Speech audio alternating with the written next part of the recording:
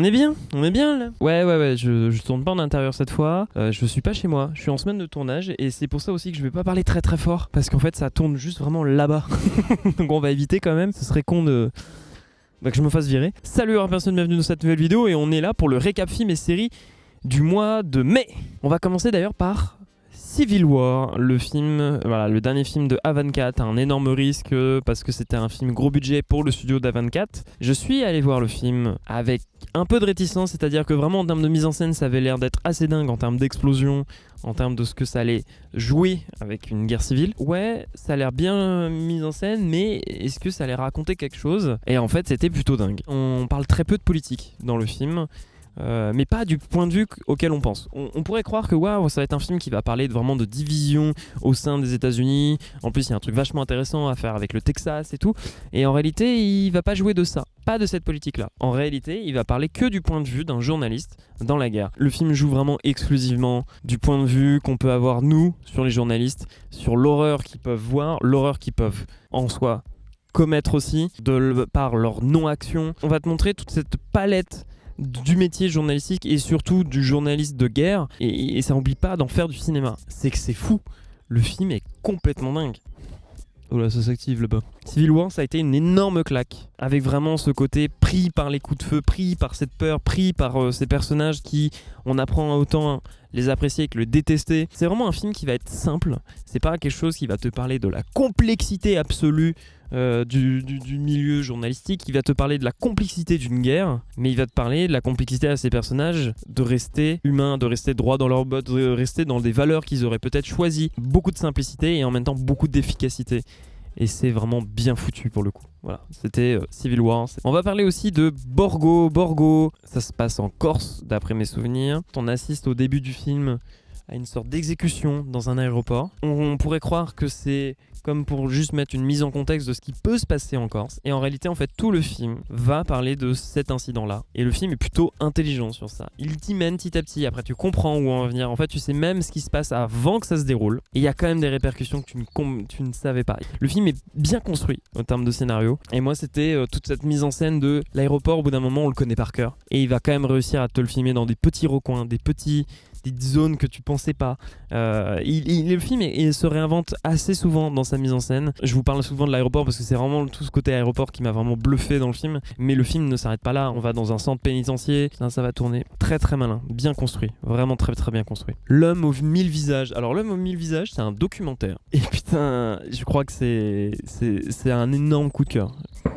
Ça tire. Je peux rien raconter sur ça parce que pour le coup, tout est brillant par les spoils qui sont à l'intérieur du documentaire. Juste pour vous donner envie, en gros ça traite de l'histoire d'un gars qui a eu énormément d'aventures, énormément d'histoires d'amour, plus que des aventures. Réellement il est en couple avec plusieurs femmes en même temps.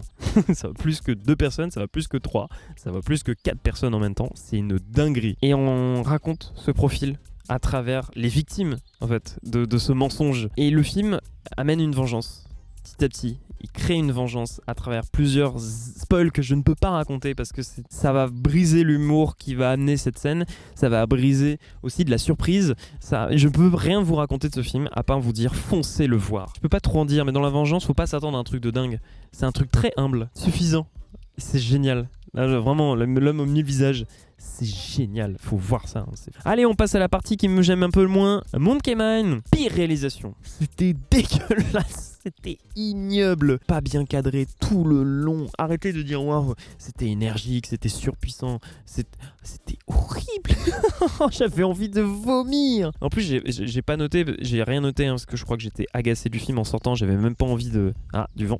J'avais même pas envie d'en parler plus longtemps que ça. Mais à la limite, on peut se dire ouais, on s'en bat les couilles du scénario, comme par exemple avec John Wick. Ouais, mais John Wick s'éclate en termes de mise en scène, il s'éclate, c'est lisible. Rien n'est lisible.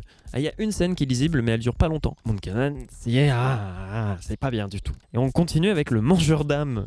C'est minable. C'est tout ce que j'ai noté sur mes notes. Minable. Ouais, c'est un film français. La police va être emmenée à enquêter sur un meurtre de parents qui se seraient potentiellement suicidés. C'est un truc très horrifique, très gore. Et les enfants parlent d'un mangeur d'âme. Et on va enquêter sur ce mangeur d'âme. C'est pété du cul. En fait, vraiment, dites-vous, c'est un téléfilm qui a comme pour scénario un méchant complètement remplaçable à tout moment. C'est-à-dire que vraiment, on prend un personnage, ouais, j'essaie de protéger le vent comme je peux, on prend comme pour méchant un personnage que tu n'aurais jamais deviné pour faire « Ah, je vous ai pris par surprise !» Et puis même en termes de mise en scène, c'est très simple, mais efficace, c'est bien étalonné, ça cherche pas à faire autre chose. Quand il y a une scène d'action, c'est horrible, c'est vraiment mal filmé, mal branlé, c'est horrible. Et puis le film a aussi comme défaut de vouloir traiter son sujet un peu de manière terre à terre, c'est-à-dire que on sent que le film veut ancrer son récit dans la réalité de notre monde. Ouais, mais du coup, fais pas en sorte que ton flic il tire sur tout et n'importe quoi. C'est vraiment bizarre parce que du coup, c'est semi-assumé, on essaie de faire un film à l'américaine aussi. C'est un téléfilm, c'est vraiment un téléfilm. Oh là là, je pète mon seum quand je vois un film comme ça. Sky Dome, eh ben, je sais pas pourquoi ce contexte de science-fiction. Parce que finalement, ça apporte juste un truc qui est le fait de mourir plus tôt. T'aurais pu très bien le faire avec des vieilles personnes, ce truc-là. Je comprends pas le contexte de la science-fiction, je comprends pas le contexte de l'animation, hormis pour répondre à ce contexte de science-fiction. Et en plus, l'animation, elle est pas terrible. L'animation, elle se veut comme du 2D. Et puis, des moments où elle ne peut pas faire full 2D, elle va utiliser de la 3D pour des éléments au loin, mais c'est moche, quoi. C'est ultra visible. Et pareil, il y a plein de moments où c'est pas terrible, comme par exemple un moment de l'eau. Il y a une sorte de cours d'eau qui revient assez régulièrement, qui pour moi a pas de signification, du moins j'en trouve pas. C'est techniquement pas abouti, mais pas bien, pas ouf. Ouais, Skydome, ça a été un visionnage très dur, mais je sens que c'est le genre de film qui au moins essaye quelque chose. Pour moi, je préfère largement plus défendre un film comme Skydome que un dernier Marvel par exemple qui tente rien. Au moins ça a le mérite de tenter quelque chose et c'est bien. Moi j'ai pas du tout aimé Skydome, mais il y a plein de gens qui peuvent adorer les films. Allez, tapons à The Fall Guy. C'est moyen, mais c'est pas particulièrement mauvais comme c'est particulièrement réussi à 100% non plus. Mais c'est cool d'avoir un film qui grand public qui sort et qui est de cette facture là quoi. Plutôt malin dans les références qu'ils peuvent avoir aux cascades. J'ai surtout l'impression qu'il y a des scènes qui pouvaient complètement être faites avec Ryan Gosling parce que ça amenait pas de cascade particulière, c'était surtout en plus un mec sur un fond vert et tout, et j'ai pas l'impression que ce soit Ryan Gosling, j'ai vraiment l'impression que ce soit un cascadeur. Du coup j'ai l'impression qu'il y a des allusions comme ça à cascade qui c'est plutôt sympa. Il y a des mises en scène assez bien foutues, genre par exemple l'utilisation d'un split screen de personnages qui parlent sur l'écriture d'un scénario de film et qui pourrait peut-être utiliser un split screen en termes de mise en scène, et c'est ce qui se passe réellement nous en tant que spectateurs quand on visionne ces deux personnages qui sont en plus éloignés. C'est plutôt cool. Pareil, il y a une scène au moment où le personnage principal il est drogué, ça fait très Speed Racer. La scène de combat de Speed Racer, c'est ultra déformé, et quand il y a des coups, il y a des paillettes qui apparaissent et tout, c'est vraiment bien trouvé, c'est bien amené, c'est ultra divertissant. La fin, la bataille finale, la cascade finale, tout est bien amené, bien ficelé. Tout le film a préparé à ce que ce final existe. Par contre, son point négatif, ça va être le scénario qui pourtant tient le bout. Quand on le voit, le scénario, il tient debout, il est cohérent, il marche. Mais ça va être l'exécution. C'est-à-dire qu'absolument que ce personnage fasse méchant, qui doit tout raconter avant de forcément le laisser partir, le héros, parce que tu lui donnes le temps de laisser partir en racontant tout ton plan. Ce méchant qui était jusqu'à là considéré comme très con finalement, et pas si con parce qu'il il aurait volontairement tué tel personnage et caché tel... C'était très bien de le montrer comme un débile, j'ai pas compris pourquoi le montrer finalement plus intelligent que ça alors que ça amenait rien, et puis de toute façon il était remontré comme un débile après. C'est un peu pareil pour La Planète des Singes. Un film que je considère aussi un peu moyen parce qu'il y a énormément de bonnes choses et il y a énormément de choses qui me... comme ça. La première partie où on va découvrir l'environnement de base des singes qu'on le voit est super intéressant.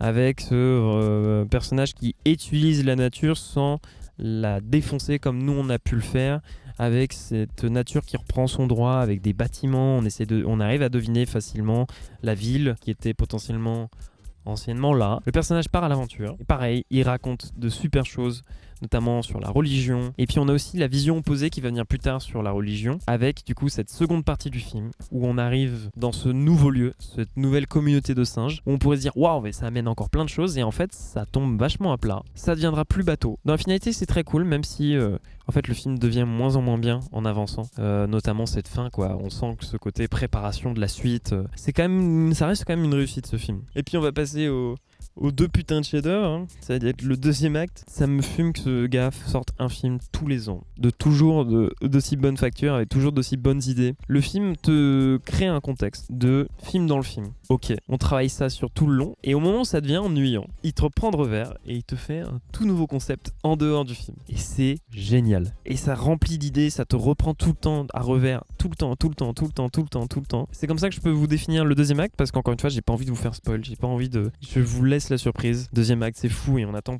tellement son prochain, ça va être bien. Furiosa, c'est clairement ce que je voulais et ce que je ne voulais pas. C'est-à-dire que en voyant Furiosa, en allant voir Furiosa, bah tu sais, je m'attends un peu à Mad Max Fury Road et ça l'était pas. Et au début, ça me dérangeait et puis en même temps, bah pendant le visionnage, je me suis dit mais c'est clairement pas le but. Le but c'est de voir un autre film. Et j'ai vu un autre film qui s'est réinventé encore une fois. On travaille bien mieux la psychologie de ces personnages et le film est plutôt un malin sur le fait d'utiliser un préquel, de vraiment utiliser le préquel jusqu'au bout, c'est-à-dire présenter le passé de ton personnage. Et comment tu fais ça? Et ben en racontant le personnage sur plusieurs années. Éviter le syndrome de Han Solo, c'est-à-dire que genre tout lui est arrivé pendant le même mois. Genre Han Solo est devenu Han Solo en un mois, alors que là Furiosa est devenue Furiosa en plusieurs années. Et surtout, Furiosa, il a compris le principe de saga. J'aime énormément Furiosa et en même temps, j'ai été pas mal perturbé par Furiosa, par le fait qu'il fasse quelque chose de différent. Je suis très content d'avoir vu Furiosa. Je sais que là, normalement, c'est la partie où je dois parler des films que j'ai vus en mai, mais qui sont pas forcément sortis en mai. Je vais pas en parler aujourd'hui. J'ai changé le concept de la chaîne il y a pas longtemps, surtout sur le style de vidéo que je souhaite faire, sur des styles de vidéo beaucoup plus travaillés, où désormais j'arrêterai de faire 2 vidéos par semaine, mais je voudrais en faire qu'une par semaine. Et en ce moment c'est plutôt compliqué parce que je suis à la fin de mes études et que j'ai un mémoire à rendre et que c'est un enfer, et que je travaille activement dessus, plus le fait que je travaille en restauration, donc je pète des heures, je n'en peux plus, je suis claqué. Je voulais remercier quand même pour les quelques personnes qui ont fait de super bons retours, qui ont pris le temps de répondre, qui ont pris le temps de aussi dire des erreurs qu'il y avait dans les précédentes vidéos. C'est vachement cool. Merci à vous. Merci à toi d'avoir regardé ces vidéos. Like, abonne-toi. Ciao.